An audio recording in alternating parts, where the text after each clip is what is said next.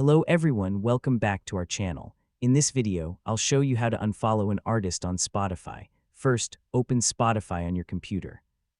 At the top of the screen, click on the search option. Now type the name of the artist you want to unfollow. Press enter to see the search results. Find the artist in the search results and click on their name or profile picture. This will open the artist's Spotify profile. Now look near the top of the artist's profile. If you are already following this artist, you will see a following button. Click on the following button. Spotify will now remove the follow from this artist.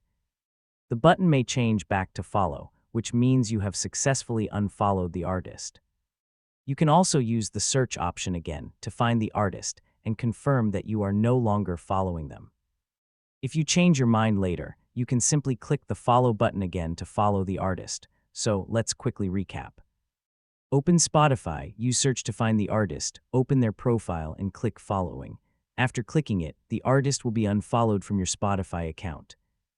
This is a simple way to manage the artists you follow and keep your Spotify account organized. And that's how you can unfollow an artist on Spotify. Thanks for watching.